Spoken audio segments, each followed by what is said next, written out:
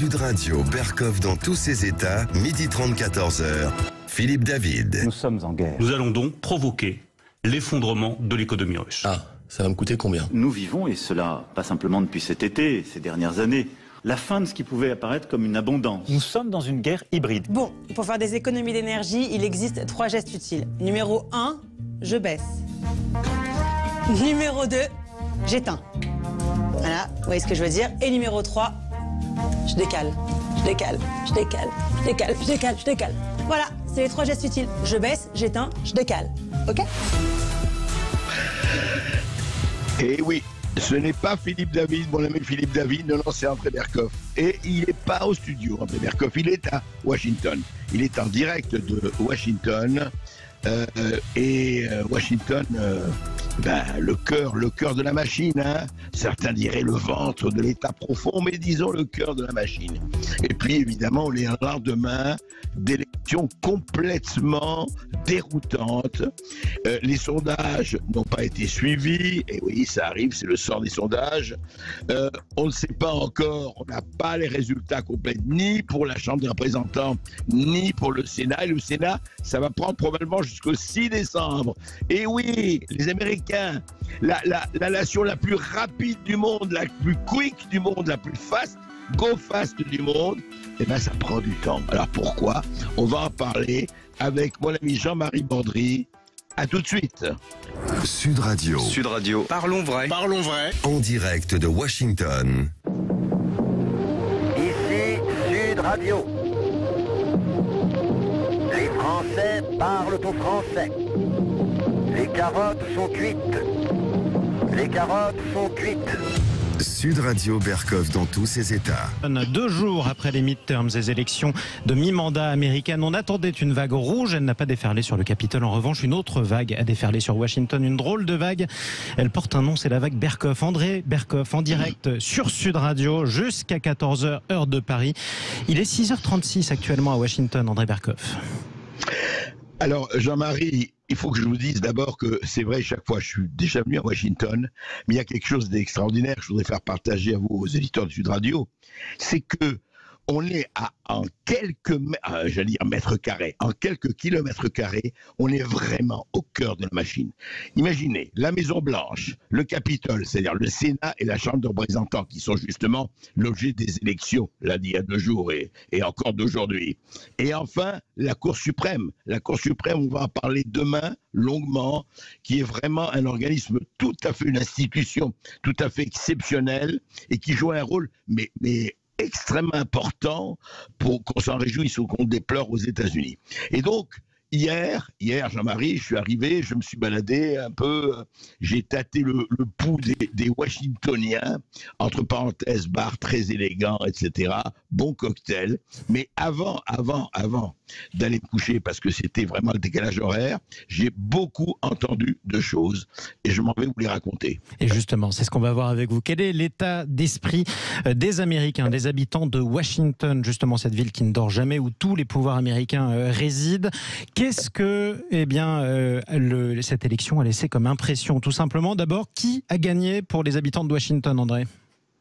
Alors écoutez, pour ceux que j'ai rencontrés, on n'a pas fait de sondage, c'est vraiment le côté, je dirais, assez stupéfait. D'abord, effectivement, vous l'avez dit, on pensait à une vague rouge, elle n'a pas eu lieu, et il y avait une résistance des Bleus, elle a eu lieu, mais quand même, ce qu'on dit aujourd'hui, ce qu'on peut savoir, pour faire rapidement la chose à l'état, au moment où nous parlons, c'est que très vraisemblablement, c'est pas fait, mais très vraisemblablement, les Républicains vont l'emporter, on va emporter la majorité à la Chambre des représentants. Ça va être serré, mais probablement, eu l'état effectivement des chiffres, il faut 218 pour avoir la majorité, ils sont à 214, ils l'auront probablement. En revanche, le Sénat, alors là, rien n'est joué. Comme vous le savez, ils étaient à 50-50, mais la vice-présidente Kamala Harris compte pour 2 voix.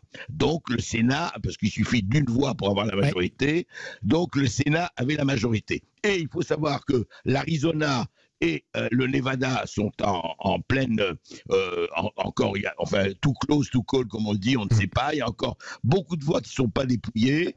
Et puis, évidemment, il y a le problème de la Géorgie, où quelques centaines de voix, milliers de voix séparées, les deux rivaux, démocrates et républicains. Donc, il faut attendre jusqu'au 6 décembre, là, ça a été décidé, jusqu'au 6 décembre pour voir qui va gagner en Géorgie. Donc, effectivement, les résultats, là, sont ouverts. Et là aussi, ça va être extrêmement serré. Et ça fait partie de toutes ces questions qu'on va se poser. Avec votre invité aussi, Jean-Éric Brana, qui arrivera à partir de 13h, heure de Paris, je précise, André, sur Sud Radio. Qui a gagné? Qu'est-ce que ça présage des prochaines élections présidentielles américaines? Est-ce que les résultats qui sont serrés seront contestés comme ceux de la dernière présidentielle ont pu l'être? Ça, c'est des questions qu'on va se poser. On peut le dire d'ailleurs, André, un certain nombre de candidats qui ont été élus, notamment du côté des Républicains, ne reconnaissaient pas la légitimité des résultats de la présidentielle qui a vu l'élection de Joe Biden. Est-ce que là, en revanche, les résultats, même serrés, font consensus dans les deux chambres? Alors, effectivement, dans les deux camps, oui. Effectivement, le problème est posé. D'abord, il faut que je vous dise, quand même, c'est l'Amérique, alors il ne faut pas généraliser. Mais quand même, je voudrais préciser qu'il y a eu quelqu'un qui a été élu en Pennsylvanie, qui s'appelle Tony DeLuca. Tony DeLuca vient d'être élu comme représentant, Chambre des représentants de Pennsylvanie. Mais, petit détail, Tony DeLuca est décédé le mois dernier. Eh ben, ça n'a pas empêché un certain nombre de gens de voter pour lui et de voter d'ailleurs de façon assez massive. Donc, ça ne veut pas dire que, évidemment, on va dire de part et d'autre, mais vous savez, on peut vraiment se poser la question, Jean-Marie, on peut se poser la question, auditeur de Sud Radio, et que ce soit en France ou en Amérique ou ailleurs, le vote électronique et le vote par correspondance, il y a quand même des questions qui sont posées. On a beaucoup discuté d'ailleurs à la radio et dans cette émission sur la validité de cela. En tout cas, c'est posé. Mais il n'y a pas aujourd'hui de contestation en disant les élections ont été truquées. Mais une chose quand même très intéressante qu'on peut déjà voir, c'est que grosso modo, avec ce qu'on a comme constat, et on a quand même beaucoup de choses, le cœur des villes vote démocrate, le centre-ville vote démocrate. En revanche, quand vous sortez des grandes villes ou même des villes, je dirais, moyennes supérieures, c'est républicain. C'est-à-dire qu'on retrouve le phénomène qu'avait pour la France analysé Christophe Guilluy dans la France périphérique, on le retrouve en Amérique. C'est cette Amérique périphérique qui avait voté Trump en 2016, eh bien, elle est toujours là et plus que jamais là. Et en revanche, les cœurs de ville, y compris dans les États dits républicains, sont démocrates. Ça, c'est quelque chose qui perdure. Alors justement, tiens, on pense à une personne, vous avez parlé de 2016, c'est l'homme qui a perdu la dernière présidentielle, mais qui aimerait faire son retour. Tout de suite, on va écouter Donald Trump, l'ancien président américain, qui a fait campagne pour un certain nombre de candidats républicains. I will very, very, very probably do it again, okay? Very, very, very probably. Je vais probablement le refaire. Donald Trump qui sous-entendait qu'il se représentera bientôt. Alors, est-ce qu'il est en bonne position pour se représenter, André, après ce résultat mi-figue mi-raisin quand même pour les Républicains? Oui, alors effectivement, d'abord, il faudrait dire une chose. Je trouve qu'en Amérique comme en France, j'ai vu un peu les médias, j'ai regardé les médias, il y a quand même quelque chose d'étonnant. Ils disent, ah oui, défaite pour Trump. C'est allé vraiment un peu vite en besogne, dans la mesure où sur les 183 gouverneurs, enfin représentants qui avaient choisi Trump, qui étaient vraiment les Trumpistes purs et durs, il a eu 174 victoires et 9 défaites. Donc, on ne peut pas dire que ce soit un revers pour Trump. Maintenant, effectivement, la question se pose. S'il y avait eu de la vague rouge, évidemment, ça l'aurait conforté. Là, il n'y a pas de vague rouge, il n'y en aura pas. Donc, est-ce que quelqu'un qui est tapi dans l'ombre et qui a fait, lui, un score, alors, je ne dirais pas la soviétique, mais un score de maréchal, qui est Ron DeSantis, le gouverneur de Floride, qui a écrasé littéralement son adversaire, est-ce que lui ne va pas être en position de disputer la candidature, la présidentielle de 2024. La question, évidemment, était sur toutes les lèvres hier à Washington. Et elle l'était aussi en Floride. Le soir de cette réélection triomphale, vous parlez du gouverneur de Floride qui a été réélu avec l'un des meilleurs scores pour les Républicains. On écoute d'ailleurs son discours de victoire. We reject woke ideology. les woke au sein de la législature. Nous combattons les woke dans les écoles, nous combattons les woke dans les entreprises. Nous nous rendrons jamais à la full woke.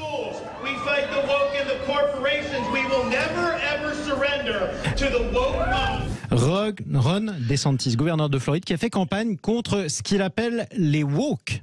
André. Alors, absolument. Alors ça, c'est vraiment essentiel, je dirais très important. Parce que, je ne vais pas l'assimiler, mais comme par hasard, vous vous rappelez un des discours de Poutine il y a 2 semaines, c'était sur l'idéologie woke. C'est-à-dire qu'il y a quelque chose d'intéressant, vous savez, on parlait, ça y est, le triomphe du woke partout, on en parle, chez nous on parle partout avec les excès hallucinants, les délires complets. Voilà quelqu'un qui a fait effectivement campagne sur l'idéologie woke, qui a fait campagne là-dessus et qui a triomphé. Mais aussi, Jean-Marie, c'est très important de rappeler que surtout, il a été l'un des États qui a demandé à ce que sur le Covid, sur la vaccination, il a été très sceptique, de plus en plus sceptique. Et vous savez, Floride est l'État qui a levé toutes les mesures il n'y a pas eu de confinement en Floride, pas du tout. Et il a levé toutes les mesures de gestes barrières, etc., très tôt. Et il a demandé, dans cette campagne, Ron DeSantis, à ce qu'on juge les gens, la manière dont cette gestion sanitaire a été traitée aux États-Unis. Mais et puis il y a le woke. Il y a autre chose aussi qu'il faudrait vraiment méditer pour nous. Vous savez qu'à un moment donné, il y a près du Massachusetts, à Martha's Vineyard, il y a une île réservée aux bobos, mais aux bobos millionnaires, voire milliardaires. C'est pas très bohème comme bourgeois dans ce cas-là.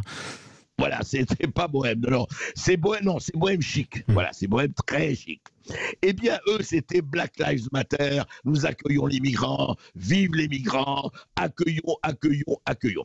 Vous savez ce qu'il a fait Ron DeSantis ? Ron DeSantis, il y a 3 mois de cela, ou quelques mois de cela, a affrété 3 avions pleins de migrants, mexicains, vénézuéliens, je ne sais pas quoi. Il les a envoyés à Martha's Vineyard en disant, écoutez, puisque vous êtes tellement heureux et vous voulez accueillir les migrants, eh bien, je vous envoie 3 avions chargés de migrants. Et vous savez ce qui s'est passé ? Évidemment, les gens ont appelé la police en demandant de les expulser immédiatement. Voilà. C'est Ron DeSantis, c'est quelqu'un qui vraiment pose son... En fait, je me demande s'il ne va pas quelque part au moins aussi loin que Trump. En tout cas, à suivre. Mais justement, alors vous comparez les deux, c'est intéressant de le faire, parce que les relations n'ont pas l'air d'être au beau fixe entre ce gouverneur républicain élu en Floride et l'ancien président Donald Trump. Trump qui l'a affublé d'un sobriquet pas très flatteur, manifestement, puisqu'il l'appelle DeSanctimonious. Il lui reproche d'être moralisateur. Pourquoi ? Oui, alors il lui reproche d'être moralisateur parce qu'il sent évidemment le rival. Alors maintenant, je vais vous dire, Jean-Marie, ça c'est évidemment, là on fait des suppositions et on fait des qui peuvent être démenties complètement. Aujourd'hui, effectivement, Trump se dit, ah là là, ce type grandit, j'étais seul chez les Républicains, j'étais incontestable et immarcessible, mais avec les résultats en mi-figue, mi-raisin, DeSantis quand même, qui a fait une victoire formidable, mais... Moi, vous savez, la politique étant ce qu'elle est, et il est avec le ciel des accommodements, je ne serais pas vraiment étonné, ça ne veut pas dire que ça va arriver, que le ticket en 2024 soit Trump DeSantis. Je ne l'exclus pas du tout, parce que je crois que, vous savez, s'il voit, en fait, que chacun d'entre eux, parce que DeSantis est jeune, il a le temps, lui, ce qui n'est pas le cas de Trump. Donc, s'il voit qu'un ticket pareil pourrait vraiment marquer et scorer, je ne serais pas étonné qu'il le fasse. Vous ne seriez pas étonné. Tiens, on va écouter une autre personne, c'est celle dont on n'a pas parlé. Alors, on pourrait dire c'est l'éléphant qui est au milieu de la salle et dont on ne parle pas, mais pourtant, c'est pas un éléphant, puisque son parti, le symbole de son parti, c'est un âne. C'est le président des États-Unis qui a accueilli de manière plutôt chaleureuse les résultats de ces élections au midterm. Joe Biden. I don't know them all yet. Here's what we do know. While the press and the pundits are predicting a giant red wave, it didn't happen. Alors que la presse prévoyait une vague rouge géante, elle n'est pas arrivée. On ne peut pas lui donner tort. Est-ce qu'on n'aurait pas sous-estimé celui que ses détracteurs appelaient Sleepy Joe Biden, André Berkoff ? Écoutez, je ne sais pas si on le sous-estime ou pas, mais enfin, j'ai entendu, comme vous, cette conférence de presse où il a quand même, en voulant parler un moment de Kiev ou de Kherson, il a parlé de Fallujah et d'Irak. Écoutez, il faut quand même dire, vraiment, même si on est un pro-démocrate absolu, les performances orales de Joe Biden depuis quelques mois montrent quand même qu'on ne peut pas dire que la lucidité la plus totale et la conscience la plus aiguë soit au pouvoir. Donc, effectivement, Joe Biden, alors on se demande s'il va se représenter. Alors là, moi, je suis prêt à parier tout ce que vous voulez qu'en 2024, il ne se représente pas. On sait très bien qu'il dirige, il est à mi-temps, il est intermittent et très intermittent du spectacle. Donc, je crois qu'il a raison de se réjouir, évidemment. Il a raison de se réjouir, puisque il a maintenu le cap. Mais ceux qui maintiennent le cap, c'est les gens autour de lui qui gouvernent vraiment. Mais justement, ça ne répond pas à la question. Comment on explique que le Parti démocrate, André, ait limité la casse à ce point-là? Alors, je crois... Oui, pardon. Oui, il y a une deux vraie choses question qui ont joué. Oui, absolument. Jean-Marie, moi, je crois qu'il y a deux choses qui ont joué. C'est que d'abord, il y a eu cette histoire de Cour suprême, on en parlera demain, sur l'histoire de l'avortement, etc., de l'IVG, auquel beaucoup d'Américains sont très sensibles. Deuxièmement, je crois que... Alors là, écoutez, c'est ce qu'ont dit un certain nombre de gens hier, que j'ai rencontrés. Ils m'ont dit qu'il y avait beaucoup de candidats républicains qui étaient médiocres. Alors, voilà, il faut dire, c'est pas parce qu'on est républicain que c'est...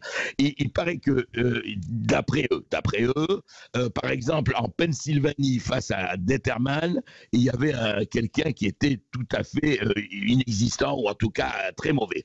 Et là, effectivement, on pourrait peut-être reprocher à Trump un certain nombre de choix ou d'autres. Mais voilà, je crois qu'il y a eu aussi, vous savez, ce sont des élections aussi, justement, c'est comme les séances sénatoriales, c'est-à-dire c'est local. Il y a des élections locales. Donc, si vous avez quelqu'un qui ne tient pas, l'étiquette républicaine ou pas ne joue pas. Donc, je crois que le choix d'un certain nombre de gens a joué. Alors, vous avez parlé de la Pennsylvanie, c'est un État important parce que c'est un des États qui avait fait élire Donald Trump en 2016, alors qu'auparavant c'était un bastion démocrate. Tout de suite, tiens, vous parlez de la prochaine génération démocrate qui se fait attendre, André. Direction l'État du Massachusetts, où la démocrate Maura Healey est devenue la première gouverneure ouvertement lesbienne qui a été élue aux États-Unis dans cet État. On l'écoute d'ailleurs, où elle parlait de sa vision de la société. To every little girl. À chaque petite fille et à chaque personne LGBTQ+, j'espère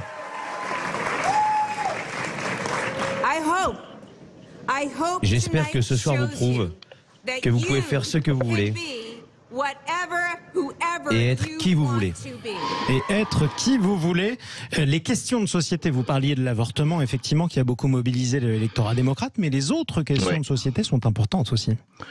Tout à fait, tout à fait. Et d'ailleurs, le problème est bien posé. C'est pas par hasard que c'est le Massachusetts, ville universitaire, ville très libérale, progressiste, comme on dit. Mais vous voyez, le problème est posé. D'un côté, Ron DeSantis qui dit « Ma victoire, jamais je ne laisserai passer le woke, je résisterai jusqu'au bout au woke ».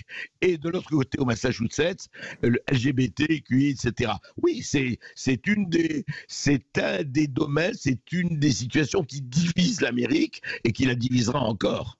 Alors qu'il la divisera encore, ça c'est d'autant plus important de le souligner que manifestement le Parti démocrate n'a jamais semblé aussi à gauche et le Parti républicain aussi à droite. Pour ce qui est des nouvelles générations, ce que je vous propose c'est qu'on écoute une autre analyse. C'était hier, André Berkoff, c'était sur Sud Radio dans Les Vraies Voix. La vice-présidente des Républicains de France, les Republicans Overseas France, elle s'appelle Vanessa Bia-Schaeffer et elle avait une vision bien à elle de ce qu'il fallait retenir de cette élection. Moi, je pense qu'il faut quand même que cette génération, et j'inclus Biden et j'inclus d'autres, et Clinton passe son tour. Il y a la génération X qui suit. Et au lieu d'essayer de donner le relais aux petits-enfants qui sont nés bien plus tard, c'est cette génération-là qui, au niveau population, est moins importante, mais qui a besoin d'être un peu aux manettes. Place aux jeunes, André. Oui, je ne sais pas si c'est moi là. Bien, de toute façon, place jeune, de toute façon, comme on dit, vous savez ce que disait Gramsci. Il disait quand le vieux n'est pas encore mort et quand le jeune n'est pas encore né, c'est là que surgissent les monstres et la crise. Je crois aujourd'hui que, en fait, on n'a pas encore parlé d'économie, mais je pense que l'inflation, etc., a joué et va jouer le rôle. L'inflation à deux chiffres aujourd'hui aux États-Unis.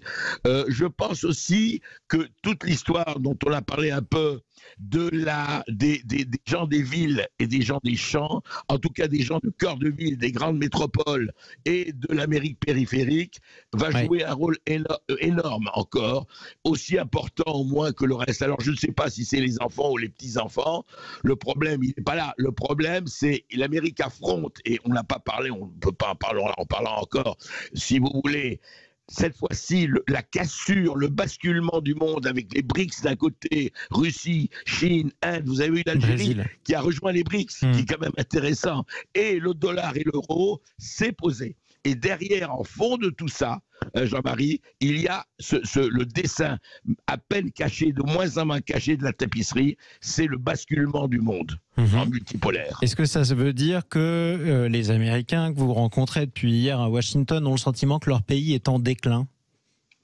Ah, écoutez, ils se posent beaucoup de questions. Ça, les gens que j'ai vus, ils disaient oui, on se demande où on va, on ne sait pas très bien. Alors, aussi bien républicains que démocrates ou que non partisans, en disant écoutez, ce qu'on sait, c'est qu'on ne voit pas où est le cap. On se demande où est le cap. Vous voyez, en Amérique comme en France, en tout cas, et on se demande où on va, on ne sait pas. Je les ai sentis assez désorientés quant à ce scrutin, quant au résultat de ce scrutin. C'est bien, parce que comme ça, nous autres Français nous sentirons moins seuls. Parlons aussi quand même de ce clivage qui existe depuis la dernière présidentielle. On n'a jamais senti un écart aussi béant, une différence aussi béante entre des démocrates et des républicains. Ça ne va pas s'arranger. Non, ça c'est clair que ça ne s'arrangera pas. Et si vous voulez, les histoires sociétales n'ont rien arrangé. Alors je ne dis pas qu'il ne fallait pas les aborder, mais je veux dire qu'il y avait le sociétal jouait jusqu'à il y a 20 ans, 10 ans, un rôle beaucoup moins important. Et puis là, avec les LGBT, avec le woke, avec la cancel culture, avec tout ça, ça explose. On me dit c'est encore minoritaire, mais la preuve, la gouverneure de Massachusetts, etc. Donc je crois qu'il y a ce fossé-là, mais l'autre fossé, encore une fois, c'est vraiment entre, allez, disons ça, une partie de la société, je dirais plutôt aisée, plutôt active, etc. Et une autre partie de la société, vous savez, quand ils entendent Yuval Noah Harari, le bras droit de Klaus Schwab de Davos, qui dit écoutez, 80% de la population ne servira à rien, et bon, il ne faut pas les tuer, bien sûr, il ne faut pas les affamer, mais enfin, il faut s'en occuper, et qu'il y a 20% de la population, il y a ça derrière. Et ça, c'est ressenti de manière peut-être pas consciente, mais très forte de la part d'une partie des gens. Et donc, c'est pour ça que je vous dis, c'est tellement ouvert, parce que le fossé, il est sociétal, il est social, et il est quand même, ne serons pas marxistes, mais quand même, il est aussi économique. C'est pas parce que Warren Buffett a dit, oui, la lutte des classes a eu lieu, les riches ont gagné, que ça va arrêter le processus. Eh bien justement, restez avec nous, André Berkoff, en direct depuis Washington. Acte de Washington. Ici, Sud Radio. Les Français parlent au français. Les carottes sont cuites. Les carottes sont cuites. Sud Radio Berkoff dans tous ses états. Évidemment avec André Berkoff, toujours fidèle au poste, depuis Washington en direct où il est 7h04 au petit matin. Toujours présent André ? Toujours, plus que jamais. Plus que jamais présent. Nous sommes également avec votre invité qu'on accueille avec plaisir sur Sud Radio, Jean-Éric Brana. Bonjour à vous. Maître de conférence à Paris, Panthéon, Assas. Vous êtes l'auteur de nombreux livres sur les États-Unis et en particulier celui-ci, Géopolitique des États-Unis. Ça, c'est publié aux presses universitaires françaises. Chers amis, juste avant de reprendre la parole, je vous propose qu'on donne la parole à ceux qui nous écoutent sur Sud Radio. 0826 300 300. Bonjour à vous, Dost. Bonjour. Vous nous appelez de Héran. Et vous êtes en direct avec André Berkoff depuis Washington. André Berkoff, Dost, je vous propose de commencer votre analyse de ces élections. Bon, mais bonjour André, bonjour à votre invité. Bonjour Dost. Et à vos collaborateurs. Bonjour. Alors, peut-être au court terme, je ne sais pas trop, mais politiquement, en moyenne, c'est que le mélange des crises climatiques et des crises économiques vont exploser l'immigration. Et du coup, on va assister aux États-Unis, comme chez nous d'ailleurs, à une droitisation des pouvoirs. Et peut-être sûrement comme en Italie, une arrivée de l'extrême droite dans pas mal de pays, parce que les gens, ils vont avoir peur de perdre le peu qu'ils ont. Et ils refuseront de se faire secouer dans tous les sens, en fait. André? Oui, vous savez, ce que vous dites, c'est pas très très nouveau. Les gens, d'abord, moi, les mots extrême droite, extrême gauche, il faut vraiment les employer avec beaucoup de précaution. Moi, je crois que, vous savez, je suis toujours frappé, pour parler un peu de la France, on peut se demander comment en 30 ans ou 40 ans, c'est un ciment pour l'histoire, c'est un clin d'œil, comment le Parti communiste français, qui faisait 25%, en est arrivé à 1,5%. Et comment la classe ouvrière, aujourd'hui, et les petits employés votent Rassemblement national. Alors, est-ce que ça veut dire que le tiers de la France ou un quart des Français sont devenus fascistes, racistes, etc., etc.? Évidemment non. Donc, le problème, et vous avez dit, Rost, et vous avez raison, s'ils ont peur, est-ce qu'ils n'ont pas de vraies raisons d'avoir peur? Il faut bien voir que ce soit en Amérique, en France ou ailleurs, quand on ne s'occupe plus de l'identité des gens, quand je dis l'identité, pas au sens identitaire. Vous savez, c'est le collectif, c'est des siècles qui forment les gens. Et après, on accueille tout le monde. C'est pas un problème d'assimilation ou d'intégration, mais c'est un problème de savoir à quelle collectivité on est. Or, en Amérique, comme en France, comme ailleurs, des millions et des millions de gens ont l'impression qu'il n'existe plus, je veux dire qu'ils ne jouent plus un rôle. Que le processus démocratique de l'élection, oui, mais ça ne change rien à rien. Encore une fois, je constate, je ne dis pas qu'ils ont raison ou pas. Et donc, cette espèce d'appréhension de ne plus savoir où on habite, de ne plus savoir qui on est, eh ben, je crois effectivement engendre ce qu'on appelle alors les impopulismes, etc. Les gens veulent retrouver effectivement des critères, des socles. C'est pas pour le passé, c'est pas le problème de la nostalgie du passé, mais ne pas oublier qu'il faut des socles, que n'importe quelle humanité et communauté, on n'est pas des individus, on n'est pas des zombies dans la planète Mars. Voilà. Et je crois que c'est ça qui fait que en Amérique, en Italie ou ailleurs, vous avez les résultats que vous avez. Eh bien, revenons aux États-Unis. D'abord, merci à vous pour votre appel, Dust, depuis Héran. Vous tous qui nous écoutez sur Sud Radio, 0826 300 300, que vous évoquent les États-Unis d'Amérique? Tiens, est-ce que la situation politique ressemble à celle que vous ressentez en France? Est-ce qu'il y a une droitisation ou pas? Ou une gauchisation aussi, on pourrait en parler. On vous donne la parole jusqu'à 14h avec André Berkoff dans tous ces États depuis Washington. André, vous êtes en direct avec votre invité Jean-Éric Bana. Salut Jean-Éric. Salut, ça va bien? Ça fait longtemps. Ça fait longtemps, c'est vrai, c'est vrai. Et il fait très beau. Avec grand plaisir, merci de m'avoir invité. Oui. Vous êtes le bienvenu en tout cas. Washington. Voilà. Alors, parlons justement de la situation avec vous, André Berkoff, depuis Washington. Alors, c'est vrai, on voudrait écouter Jean-Éric. Alors, juste un mot, simplement. On était parti sur le fait, et je voulais aussi évoquer ça, c'est que ce que j'ai entendu hier, parce que vraiment j'ai pris le temps, c'est pour ça que j'ai pas beaucoup dormi, mais ça n'a aucune importance, j'ai pris le temps de parler. Par exemple, des gens me disaient, voyez par exemple ce qui s'est passé avec le rapport Marco Polo sur Hunter Biden, vous savez, sur les histoires d'Hunter Biden, de l'Ukraine et compagnie.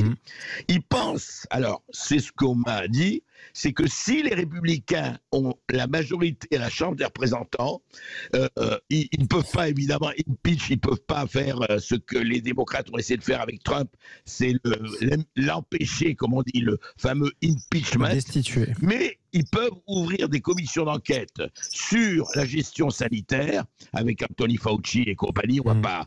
Sur l'Ukraine, faut-il aider l'Ukraine comme on l'aide maintenant? Et enfin, sur, effectivement, la famille Biden, où beaucoup de choses ont été ou enterrées ou masquées.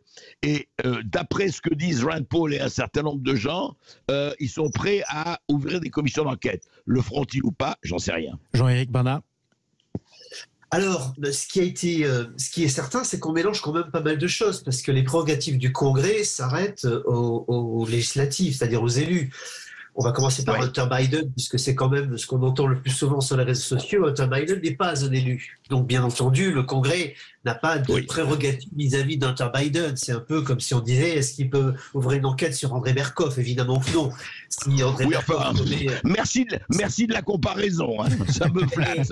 Mais il n'y a aucune comparaison pernicieuse, mais simplement pour dire qu'en tant qu'individu, si André Berkoff commet un crime ou un délit à Washington, on peut se demander si le Congrès a quelque chose à y voir. La réponse est non. Ça sera un Pardon, Jean-Éric, juste un mot. C'est que dans l'histoire d'Hunter Biden et dans ce qu'on a sur le dossier Marco Polo, il y a quand même l'implication du père. Hein.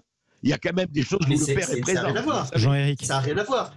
Et André, tu sais bien que du temps où on parlait de Donald Trump et de son enquête russe, j'étais le premier à expliquer que quand on parlait de son fils ou de son oncle ou de son ami ou de machin, parce que c'était ça quand même cette enquête, où ça partait à volo dans tous les sens et tous les 4 matins on me convoquait sur les plateaux en me disant et alors avec un tel qui s'est fait arrêter que risque Trump, j'ai toujours eu la même réponse, mais en justice vous êtes responsable personnellement. C'est pas son voisin ou son machin qui peut faire que lui est impliqué. Et j'ai pas arrêté de répéter que cette enquête russe ferait pchit. J'aurais dit la même chose avec Hunter Biden. Le père Biden est président des États-Unis. Il répond de ses prérogatives de président devant le Congrès.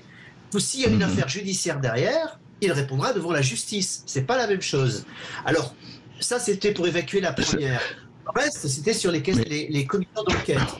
Oui, il y a une volonté d'ouvrir des commissions d'enquête de la part de certains. Marjorie Taylor Greene, Jim Jordan, Matt Gaetz, qui sont ce qu'on appelle le Freedom Caucus, c'est-à-dire le centre conservateur du Congrès.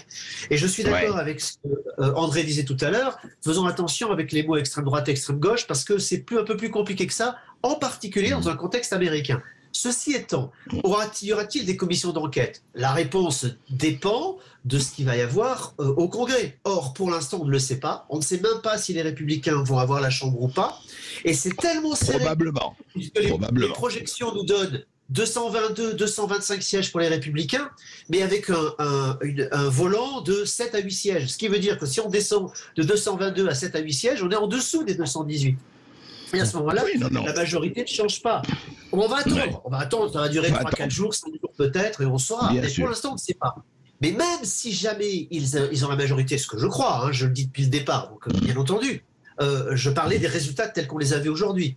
Mais même s'ils les ont, encore faut-il savoir qui est d'abord le président de la Chambre ou la présidente, parce que c'est cette personne qui peut décider d'une enquête ou pas, et en tout cas qui va l'autoriser ou pas, et puis ensuite des rapports de force à l'intérieur de cette Chambre. Or, pour l'instant, on ne les connaît pas. C'est vrai que Kevin McCarthy a déjà posé sa candidature, mais c'est vrai aussi que le Freedom Caucus, justement, s'oppose à cette candidature, à tel point que cette nuit, il y a eu une réunion de 45 minutes entre Kevin McCarthy et Marjorie Taylor Greene, qui représente ce groupe très conservateur, parce qu'ils ne veulent pas de lui. Et s'ils ne veulent pas de lui, c'est parce qu'ils préféraient quelqu'un à eux, genre Jim Jordan.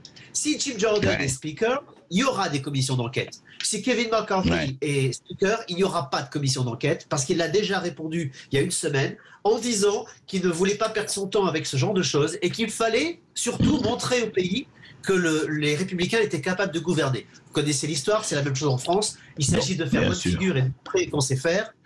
Donc ça va jouer là-dessus. Allez, restez avec nous, Jean-Éric Brana. Et l'avenir nous le dira dans un instant. André Berkoff, en direct des États-Unis. Qui a gagné? Qui va gouverner les États-Unis? Quelle direction prend ce pays? Qu'est-ce que ça vous évoque? Tiens, vous nous appelez 0826 300 300. On vous donne la parole jusqu'à 14h avec Berkoff depuis Washington et avec son invité Jean-Éric Brana. À tout de suite sur Sud Radio. En direct de Washington. Ici Sud Radio. Les Français parlent au français. Je n'aime pas la blanquette de veau. Je n'aime pas la blanquette de veau. Sud Radio Berkoff dans tous ses états. Je rappelle d'ailleurs ce numéro, où que vous soyez. Vous nous appelez 0826 300 300. Que vous évoque la situation politique américaine? Est-ce que vous voteriez plutôt démocrate ou plutôt républicain? Est-ce que la situation vous fait penser à la politique française? Vous nous appelez, on vous donne la parole dans quelques minutes. André Berkoff. Oui, je voudrais justement, par rapport à ce que disait Jean-Éric Brana, effectivement, alors si c'est tel ou tel, il y aura commission d'enquête ou pas. Mais est-ce qu'il ne peut pas y avoir, on verra, ça l'avenir le dira, on ne va pas spéculer là-dessus. Mais en revanche, Jean-Éric, et tu le sais comme moi, on se tutoie, donc on ne va pas se vouvoyer, et tu le sais comme moi, il y a quand même des choses qui se sont passées au niveau de la gestion sanitaire du Covid. Et aujourd'hui, 2 ans et demi plus tard, on sait vraiment ce qui se passe. Et quand même, ça pose des questions. Et moi, je vois très bien des démocrates, certains démocrates, comme des républicains, parce qu'après tout, le Covid, ça a commencé sous la présidence de Trump. Hein. Donc, le problème ne se pose pas pour moi comme ça. Et je dirais autre chose aussi par rapport à l'enquête qu'il y a eu, la fameuse enquête pour l'impeachment de Trump, où Hillary Clinton et compagnie disaient, voilà, Trump a trempé avec les Russes, et effectivement, on était d'accord pour dire que c'était bidon.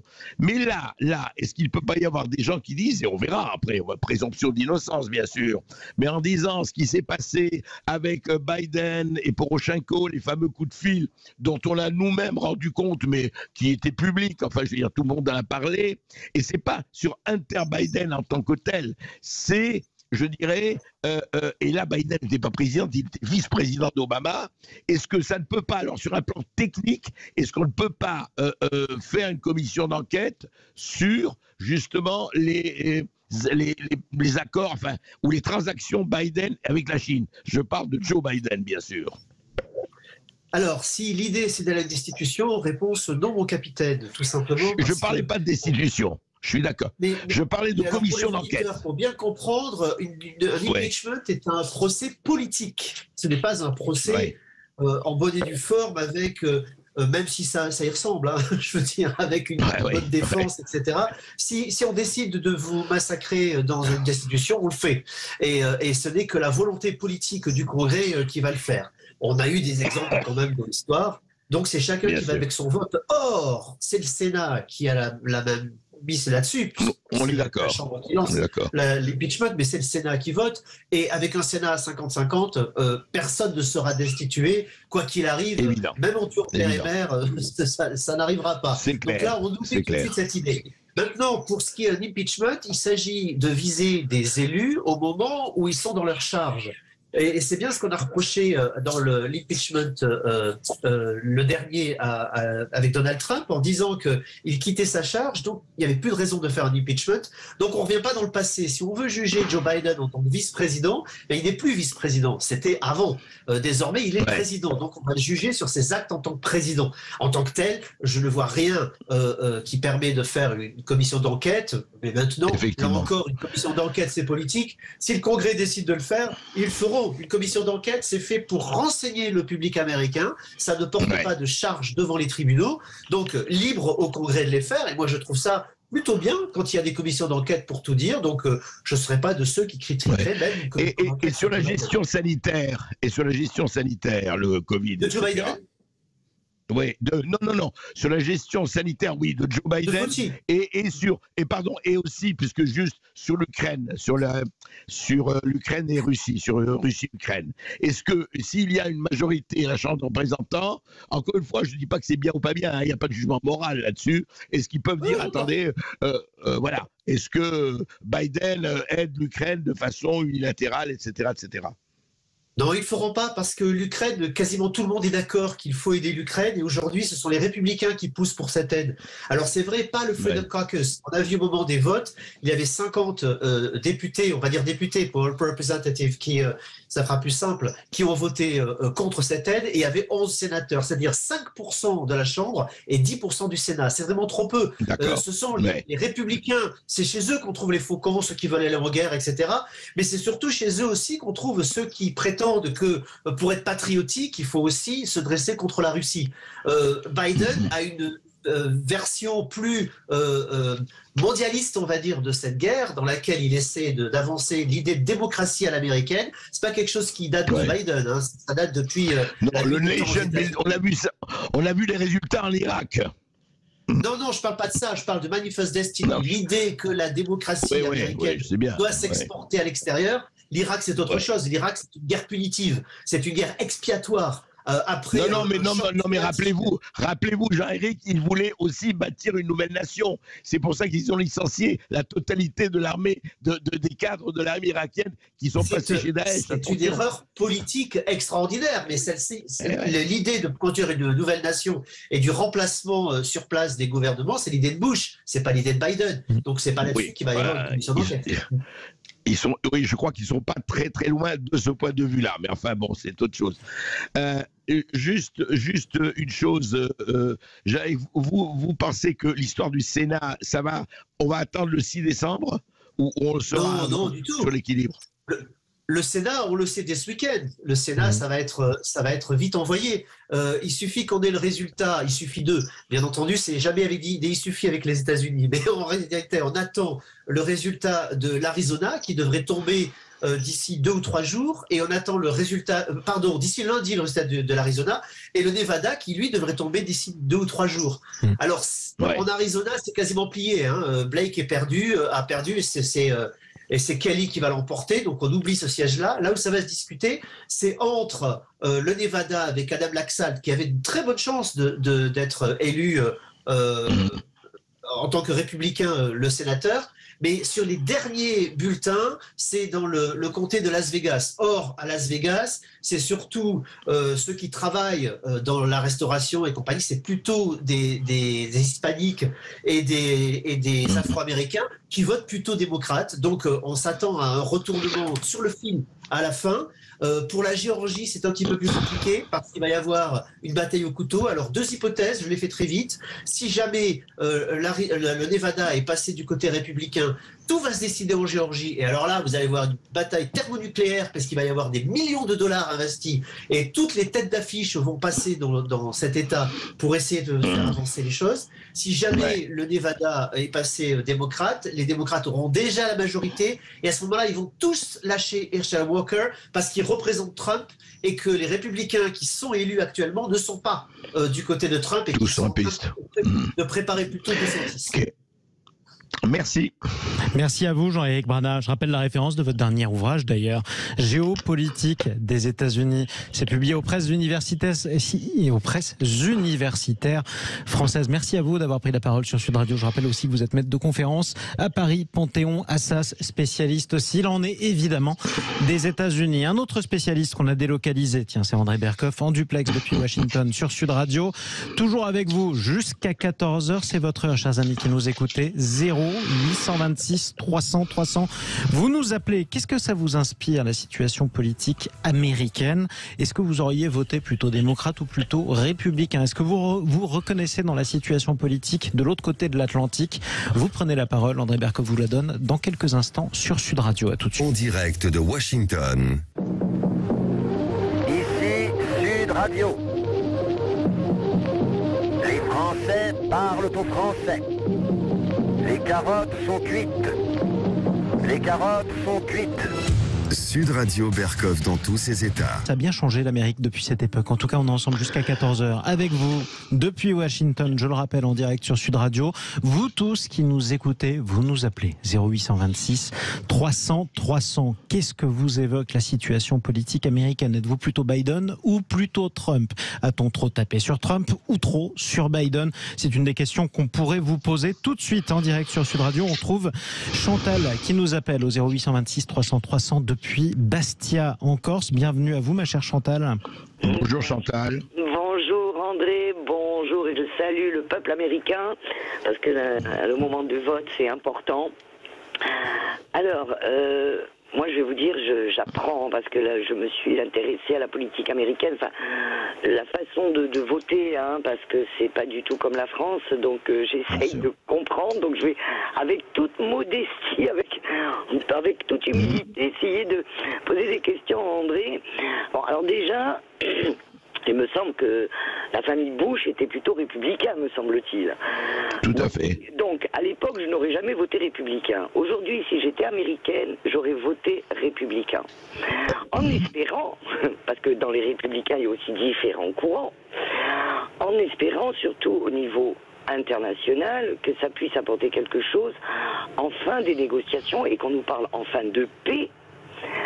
par rapport à l'Ukraine. Voilà, moi c'était ça qui aurait fait, je dirais, bon après Biden, on sait, bon moi qui suis personnel de santé, il y a des signes qui ne trompent pas par rapport à des troubles cognitifs importants.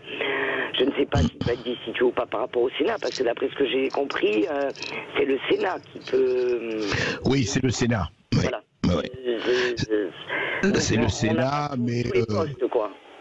Oui, mais vous savez, rappelez-vous un certain Francisco Franco, Espagne, qu'on a maintenu en vie avec une tuyauterie extrêmement subtile. Et rappelez-vous Abdelaziz Bouteflika d'Algérie, qu'on sortait pour la photo et qu'on rentrait ensuite. Je ne dis pas que Biden en est là, je dis simplement qu'on voit très bien, et vous le disiez effectivement Chantal, que en tout cas il n'est pas seul là, il a gouverné, d'ailleurs les présidents ne sont jamais seuls, mais lui il est encore beaucoup plus seul que d'autres dans sa, je dirais, dans sa prison. Je crois qu'il y a eu quelque chose vis-à-vis de l'Ukraine, et là je reviens sur la France et l'Europe.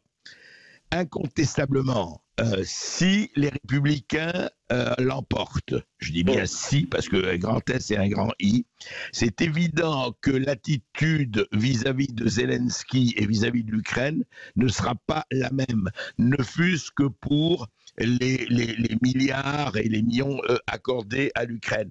C'est-à-dire qu'il y aura une tendance, non pas d'abandonner l'Ukraine, sûrement pas, mais il y aura une tendance à pousser à la négociation. C'est évident que de toute façon, cette guerre, cette occupation, cette invasion, il y a une invasion, on ne va pas l'oublier, ne peut se résoudre que par la négociation. Il est impossible. Il faut arrêter de croire que du matin au soir, on dit Kherson, ça y est, la Russie est en capilotade, est en train de fuir. De l'autre côté, les Ukrainiens, c'est fini dans 3 semaines. C'est grotesque. On sait très très bien que cette histoire peut se prolonger et qu'il peut y avoir des dérapages, y compris des dérapages nucléaires. Qui peut souhaiter ça, évidemment, au monde? Donc, il est certain que la politique des Républicains sera, de ce point de vue, sensiblement différente de la politique de Biden aujourd'hui. Et conséquemment pour l'Europe, avec tout ce qui s'est passé, avec vous savez très bien l'embargo, avec l'économie russe qui devait être à genoux comme nous le promettait l'éblouissant ministre des Finances qui nous occupe, Bruno Le Maire, on sait où on en est aujourd'hui, hein, et ce n'est qu'un début, Et voilà. Chez les Républicains, parce qu'il y a aussi chez les Républicains, comme à l'époque de Bush, hein, qui était près des industries d'armement, des choses comme ça. Malgré tout, chez les Républicains, moi vraiment c'est en toute humilité parce que j'essaye de comprendre, attention. Hein. Bien sûr. Par rapport à il y a quand même des Républicains qui sont aussi près de l'industrie des va-t-en-guerre. Et est-ce que au niveau de la Chambre des représentants, pour l'instant, c'est ce qu'on a le plus au niveau des résultats, me semble-t-il, on n'en a pas encore. Oui. Est-ce qu'il y a, la tendance serait plutôt des néo-républicains ou des républicains qui seraient plutôt justement pour la négociation, bien qu'au niveau de l'industrie, il y a quand même le gaz de schiste, enfin il y a tout un contexte géopolitique aussi qui met l'Europe encore plus dépendante par rapport à son énergie aux États-Unis. Donc, ne vont-ils pas aussi défendre leur intérêt? Après, il y a le peuple américain qui se retrouve avec une énorme inflation, qui se retrouve donc... Est-ce qu'ils seront plus protectionnistes et souverainistes, entre guillemets, dans le sens... Oui, Chantal, ça on va le voir, mais il y a une chose certaine, c'est qu'une bonne partie, alors évidemment, encore une fois, vous avez raison, et je dirais que il ne faut pas exclure qu'une partie des démocrates aussi, si une chambre est différente, là-dessus, sur ce domaine-là, soutiennent. C'est-à-dire que si vous voulez, au fond, qu'est-ce qu'il y a à gagner? Alors, les gens, les complotistes, ou etc., spéculant en disant oui, l'Amérique veut la fin de l'Europe et l'Amérique va faire porter tout le fardeau à l'Europe, etc., franchement, est-ce que c'est l'intérêt de tout le monde? J'en sais rien. Ce qui est certain, c'est que au fond, tout le monde sait qu'au bout du compte, personne ne sortira gagnant si ça se prolonge. Personne, au contraire. Y compris, je pense, les Américains, en tout cas une partie du peuple américain. Et j'espère, en tout cas, écoutez-moi, que la négociation va remplacer le massacre, quoi, parce que c'est pas possible. Maintenant, je veux dire, on n'est pas dans la tête des représentants républicains, mais il a tendance, en tout cas, et Trump l'a dit, DeSantis l'a dit, un certain nombre de gens l'ont dit, on ne veut pas continuer cela parce qu'au fond, sur le fond, ça ne nous rapporte rien. Et aussi, eux, c'est vrai que c'est tout à fait différent, mais ils assimilent à la guerre d'Irak. Regardez la guerre d'Irak, il y a eu des milliers de soldats américains morts, des dizaines de milliers, des milliards de dollars effectivement dépensés. Et pourquoi ?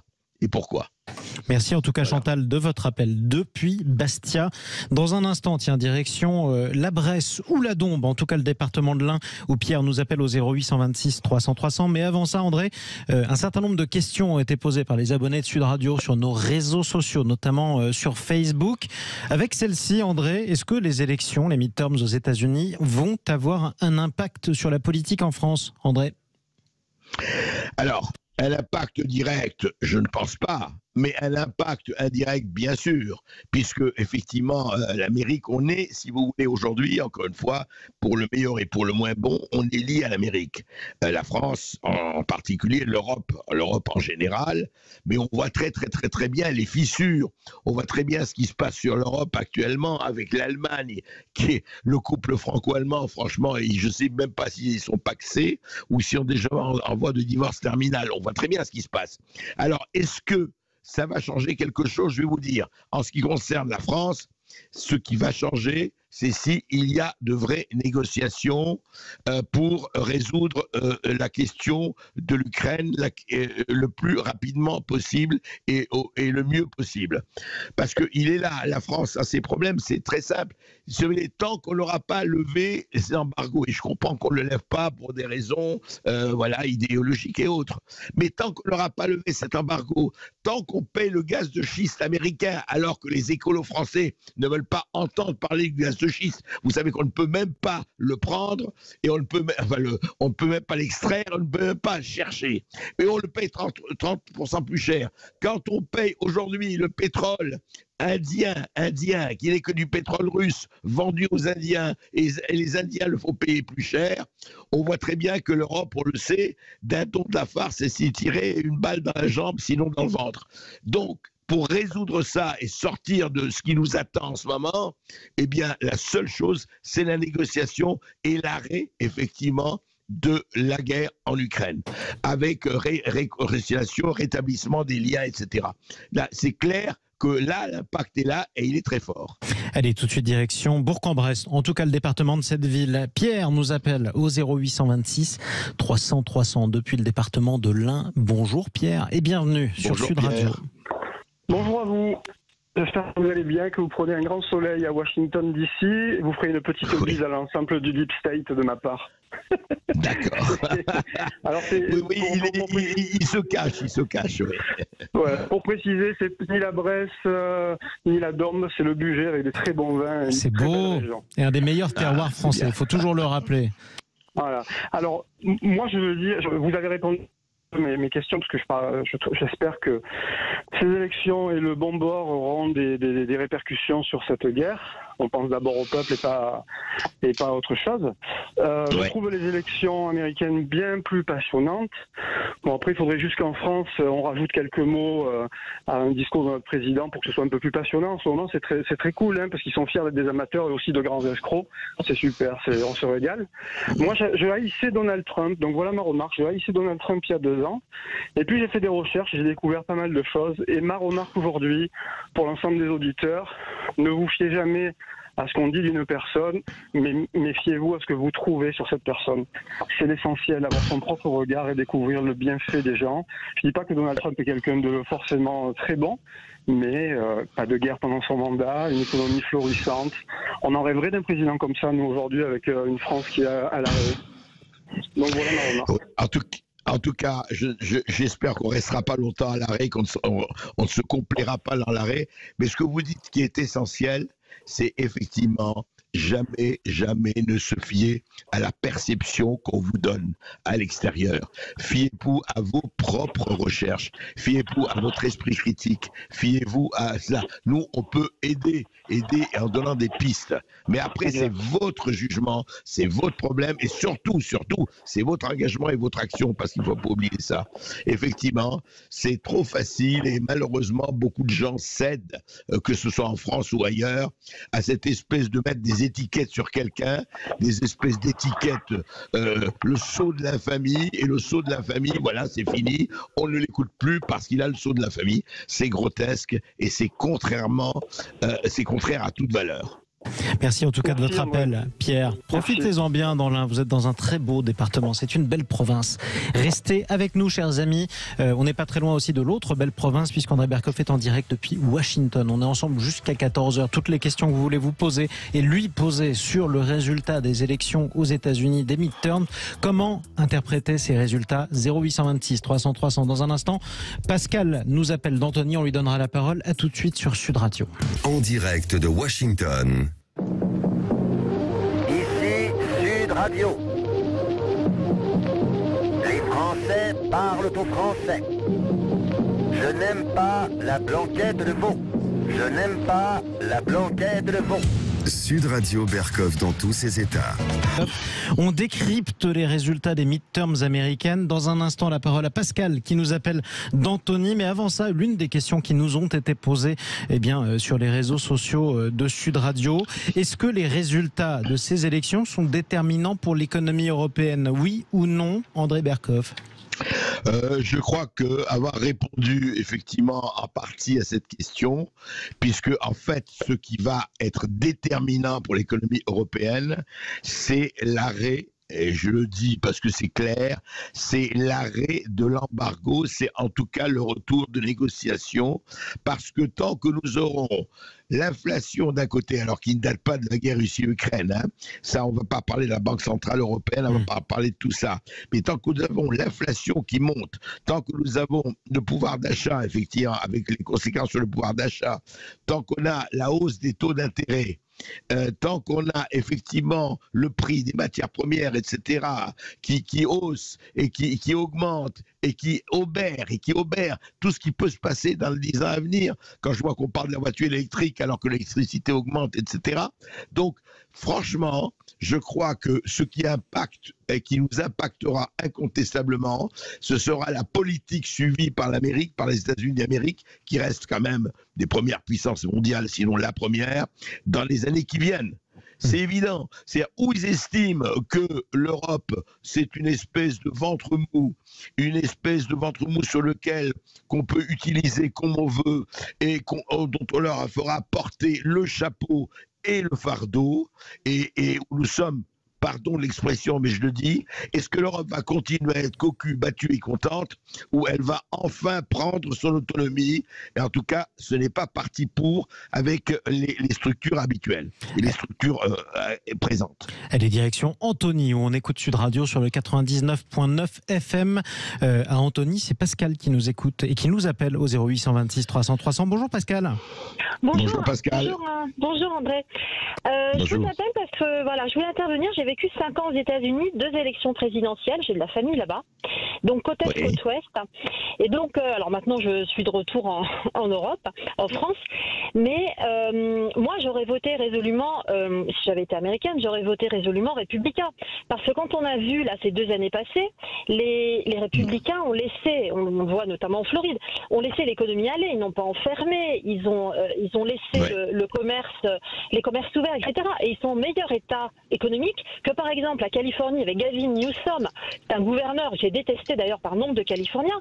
Il y a quand même des entreprises à Silicon Valley qui ont dû déménager en Floride parce que ça commençait vraiment à sentir mauvais.